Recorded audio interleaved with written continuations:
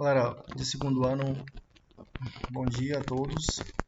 Nós vamos iniciar aqui a nossa análise sobre as questões relativas ao utilitarismo inglês e também ao idealismo alemão de Hegel. Vamos lá então. A questão 1 ela diz o seguinte: quais são os três aspectos do liberalismo clássico? Nós temos três tipos muito claros aqui. Eu vou destacar aqui a vocês. Nós temos o liberalismo político, o ético e o econômico, né? O primeiro, né, que é o político, ele é uma teoria política contra o absolutismo, que se propõe a pensar o Estado como uma construção com base em um contrato. No caso, o poder que surge do governo dentro do liberalismo político é um poder legitimado, né, pelo próprio povo, né, que consente a criação de um Estado, né, de um governo, pautado em leis que, de certa forma, lhes garantirão os seus direitos naturais. O liberalismo político ele é muito centrado na figura do John Locke. Ele é o maior representante do liberalismo político. Dessa forma, ele se apresenta como um novo modelo de Estado, né? Ali no século XVII e XVIII, na virada, a ideia é construir um Estado com base em um contrato consentido pelos cidadãos e onde os governantes eles não sejam eleitos pela vontade de Deus ou mantidos pela tradição, mas eles nasçam de um voto, nasçam de um pacto feito com o povo. Quando eu falo de liberalismo ético, eu estou falando do Estado de Direito. Né? Essa análise filosófica sobre, por exemplo, a tolerância religiosa, a liberdade de pensamento, de expressão, a religião. Aqui já é uma discussão sobre quais são os comportamentos, quais são as regras, atitudes que norteiam a boa convivência entre os homens e conseguem, de certa forma, produzir o direito do homem de ser livre, de ser igual, de ter a sua própria forma de crença, a sua própria forma de expressão dentro de uma sociedade. Então, o liberalismo ético é essa defesa desses direitos do homem, que são direitos que, de certa forma, nascem com ele desde o berço. Já o liberalismo econômico é a ideia de que o mercado ele precisa ter liberdade para se desenvolver. Dessa forma, o Adam Smith e o David Ricardo, que são os maiores representantes do liberalismo, eles defendem um tipo de governo, Estado, né, que interfira o mínimo possível na economia, ou até mesmo não interfira. O liberalismo econômico seria a defesa da não intervenção do Estado na economia e que o governo deveria deixar o mercado caminhar por si só. Segundo eles, a economia se controla sozinha com base na lei da procura e da oferta. Dessa forma também, eles defendem a propriedade privada dos meios de produção, ou seja, a ideia de que o Estado ele deve garantir o direito de você produzir, você vender, você abrir o seu comércio, a sua empresa, você ter o seu próprio desenvolvimento.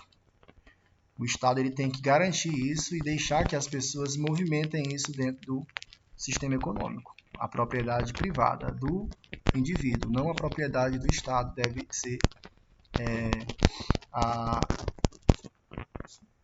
deve ser a grande responsável pelas transformações econômicas. E aí eles defendem também que essa economia de mercado ela se desenvolve com base na livre iniciativa e na competição. Ou seja, o Estado ele tem que fazer o mínimo possível para intervir nessa questão do homem ter o seu direito de abrir um comércio, abrir uma empresa, uma fábrica. Ele deve, muito pelo contrário, incentivar o indivíduo a entrar nesse ramo da produção privada, né? E fazer a roda do mercado girar. Outra coisa que eles defendem é a ideia de que a competição entre os indivíduos, a competição entre as empresas, entre as fábricas, entre a produção, ela é uma coisa boa para o consumidor, porque ela, de certa forma, vai baratear o preço das coisas e também melhorar a qualidade dos produtos.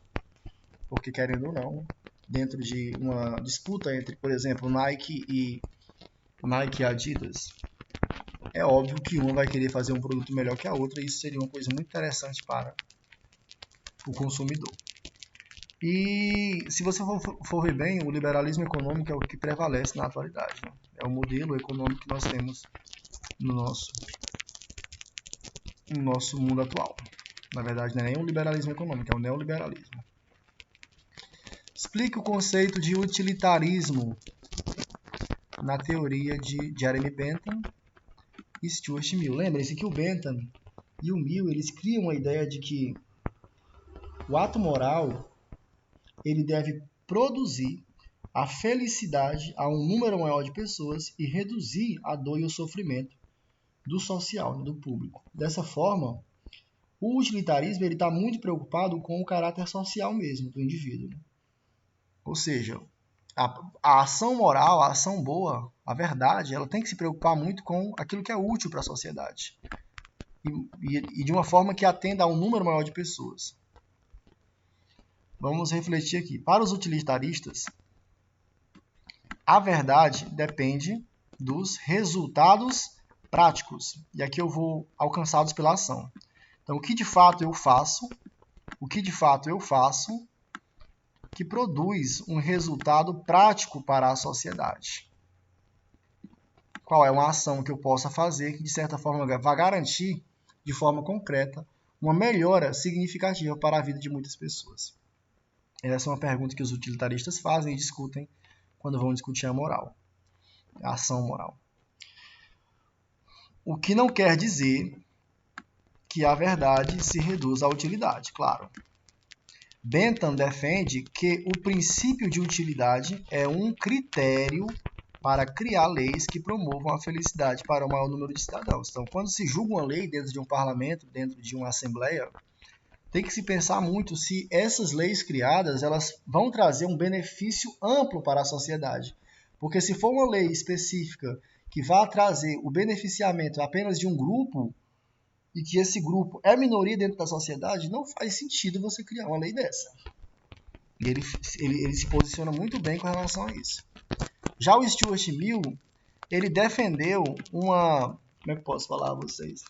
Ele defendeu o utilitarismo de uma forma a ampliar mais ainda essa ideia de benefício social. O Mill, ele, atento ao sofrimento das massas oprimidas, né, ele defende a coparticipação dos trabalhadores nos lucros da indústria, por exemplo, bem como a representação proporcional na política, né, a fim de permitir a expressão de opiniões minoritárias. Então, olha o que esse cara está defendendo, entendeu? Ele está defendendo que os trabalhadores eles tenham uma coparticipação junto com o dono da fábrica, né, nos lucros da empresa, e ele também defende a ideia de que os próprios trabalhadores eles precisam ter uma representação proporcional dentro do universo político. Então a ideia justamente é essa, né? É o que é que de certa forma é útil para o indivíduo, para as massas, na vida em sociedade. E aí eles trazem aqui algumas alternativas de práticas que poderiam ser consideradas bem interessantes para promover essa melhora significativa e essa tentativa de tornar a sociedade mais feliz e ter uma vida mais agradável, né? E evitar o sofrimento e a dor. Questão 4. Por que a filosofia hegeliana é também designada como uma filosofia do dever? A ideia de que algo vai vir a ser, né? Algo está em constante mudança. A ideia do devir é a ideia de que algo está em constante mudança, está em constante processo de transformação. Eu expliquei muito isso na aula passada. Vamos lá. Por quê? Vamos lá. A filosofia hegeliana, ela instaura, né? Ela cria o conceito de razão histórica, ou seja, tudo que existe na realidade tem uma explicação. Tudo que acontece na sociedade, no mundo, com o passar do tempo, tem uma explicação para aquilo. Então não é uma coisa que nasce ao acaso. Ele fala que aquilo é fruto da vontade do espírito, e o espírito é que organiza e coloca tudo no seu devido lugar. Então há uma razão histórica para aquilo acontecer. E essa razão, ela entende o ser como um processo. E o ser aqui não é apenas o ser humano, ok? É o ser, é aquilo tudo que existe, tanto o ser quanto o objeto, quanto a natureza. De certa forma, há um movimento que acontece que vai transformar as coisas em uma nova coisa, aquilo que vai vir a ser. Então há uma mudança que não cessa, que é contínua, que passa por um processo de alteração constante, mas tudo isso é explicável, tem uma razão para que aquilo aconteça e faz parte da vontade do espírito.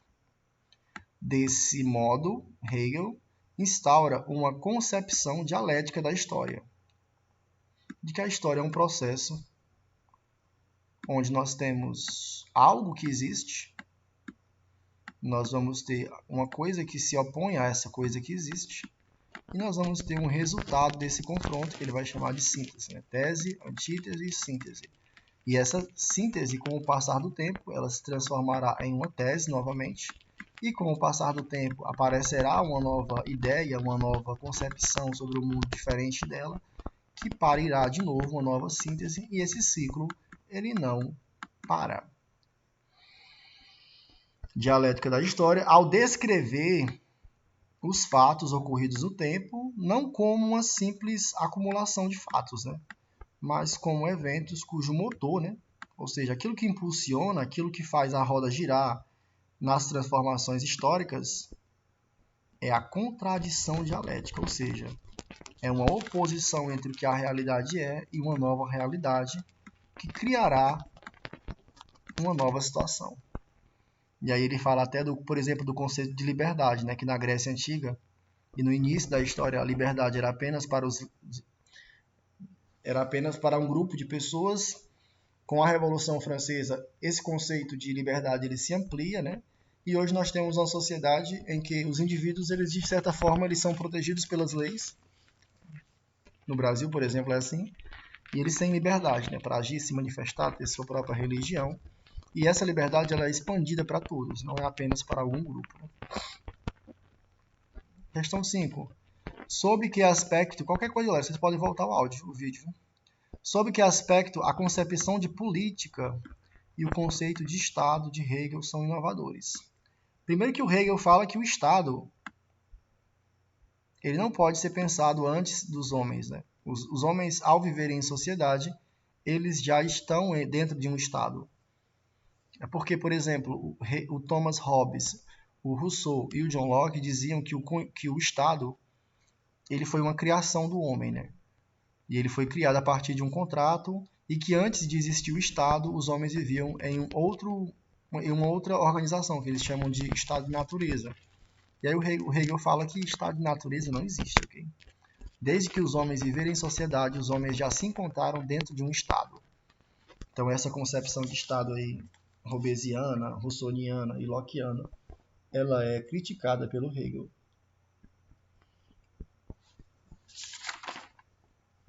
Vamos lá então, mas vamos chegar nessa segunda fase aí, quando ele vai falar sobre essa concepção de Estado que nasce dessa dialética, como se fosse uma síntese da realidade coletiva, né? No caso, a totalidade dos interesses contraditórios entre os indivíduos. E é essa a novidade que ele vai trazer para nós, né? Essa ideia de que tanto política como o Estado são conceitos criados com base nos interesses coletivos do indivíduo. Por meio do método dialético,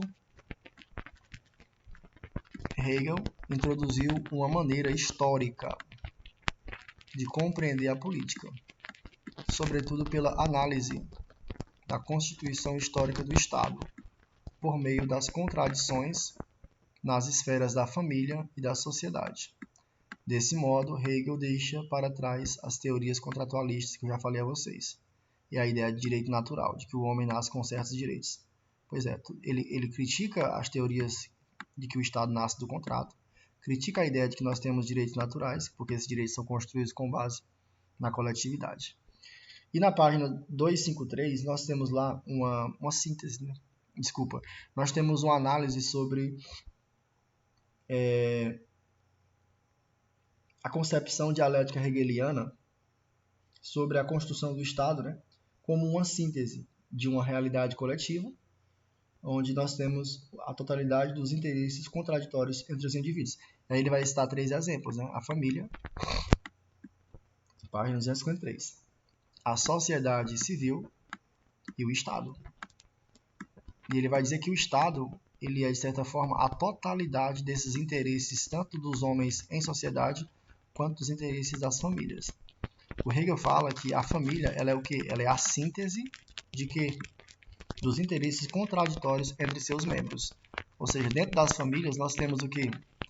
Pessoas que têm pensamentos diferentes, que têm interesses diferentes, mas que a família ela representa, de certa forma, a coletividade, né? Ela representa essa superação entre esses interesses contraditórios. Já a sociedade civil, ela é uma síntese de quê? Como é que eu posso falar a vocês?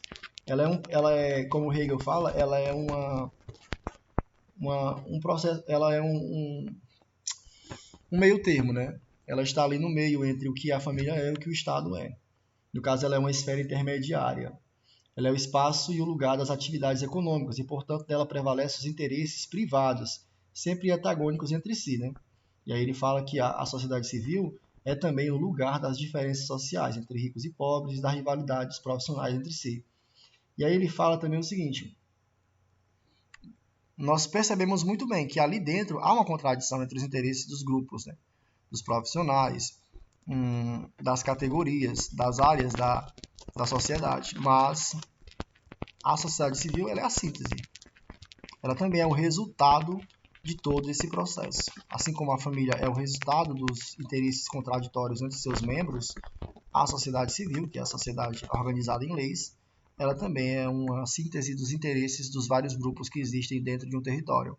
Mas o Estado, ele é, de certa forma, ele é superior a tudo isso. Por quê?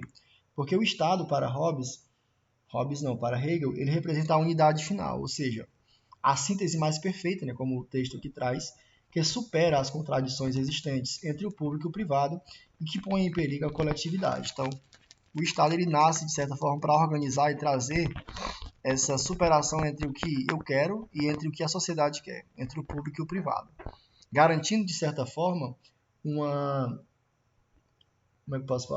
agir voltado para o bem coletivo. É essa a função do Estado na concepção de Hegel.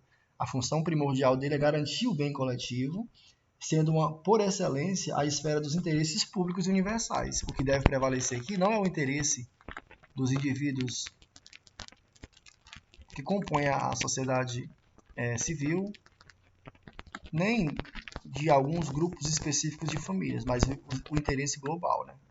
O interesse de todos que existem dentro da sociedade. Todos os grupos, todos os indivíduos. O que deve ser feito para promover, de certa forma, um bem maior para todos e garantir o pleno desenvolvimento da coletividade é função do Estado. É por isso que ele fala que é uma concepção mais perfeita e total, porque ela vai tentar destruir as desigualdades que existem dentro do território.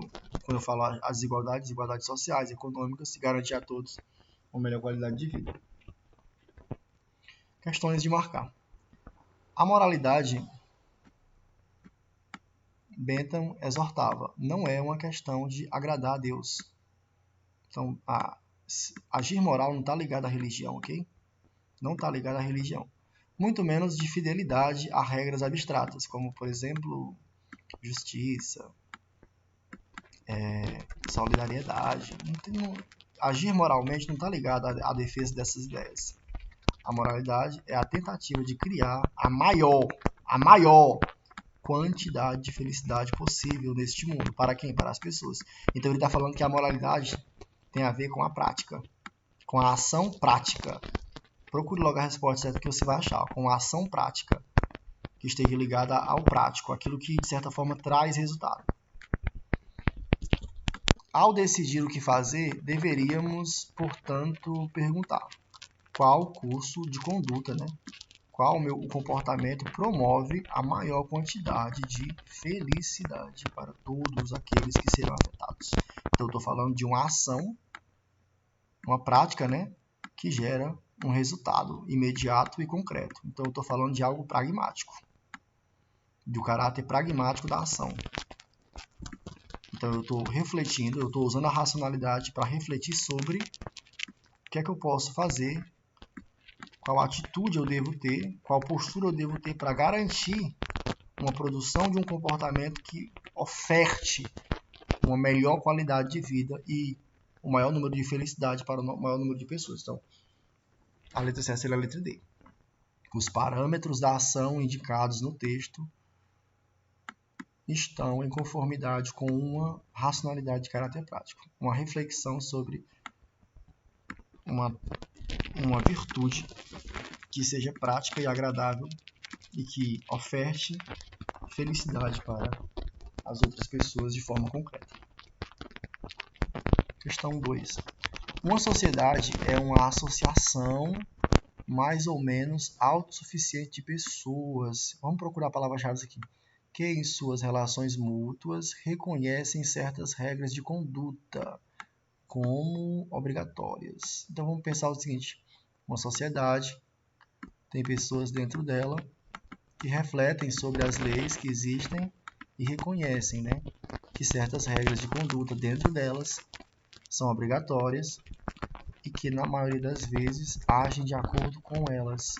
Então essas regras, elas são às vezes espelhadas em outras pessoas. Você consegue ver as outras pessoas produzindo essas mesmas regras e obedecendo a essas mesmas regras.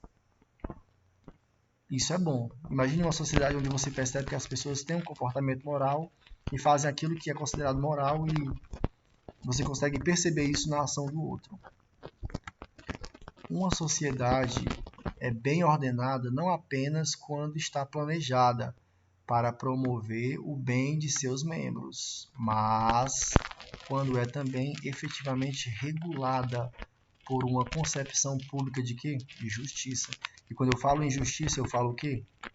Eu falo de igualdade, eu falo de liberdade de tratamento,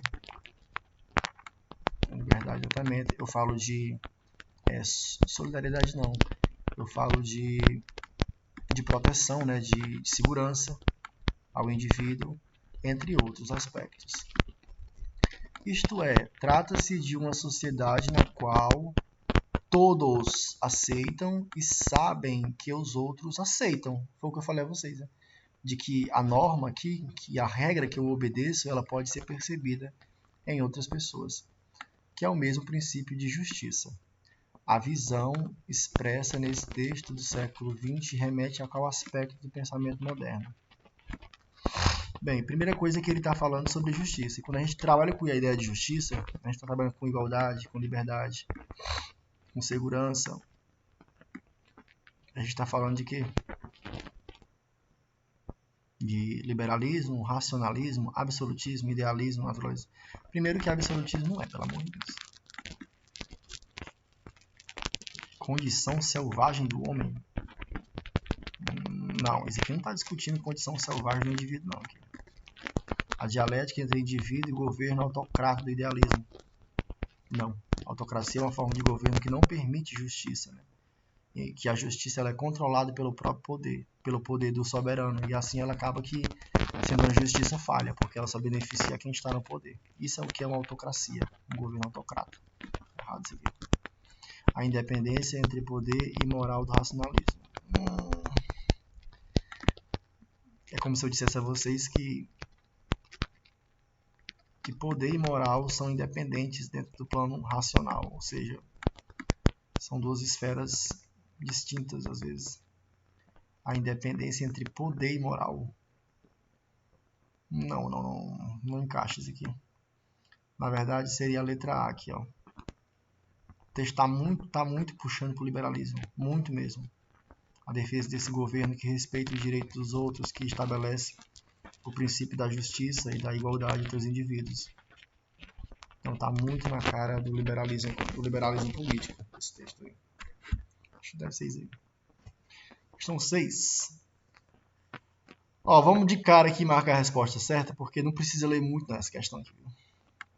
O método dialético, frequentemente referido apenas como dialética, é uma forma de discurso entre duas ou mais pessoas que possuem diferentes pontos de vista sobre o mesmo assunto. Né?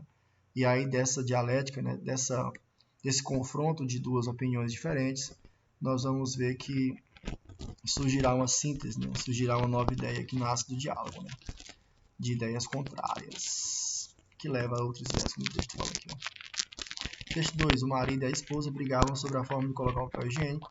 A solução, né, que é a síntese, pode ser não usar mais o papel higiênico, e sim chuveirinho com água morna. Então, eles tinham, cada qual tinha uma opinião, né, uma tese e uma antitese. E aí ele chega, a gente pode pensar que uma síntese, né, um resultado para essa discussão seria não usar mais o papel higiênico. Ele coloca aqui, ó, sim usar um chuveirinho. Então perceba que eles estão falando de dialética, né? E quem fala de dialética muito profundamente é o Platão e o Hegel. Todos esses falam aqui. Todos esses falam aqui. Mas vamos ver de quem é que o texto está falando. Relacionando o conceito de dialética do grego no texto 1 com a sarcástica história do texto 2.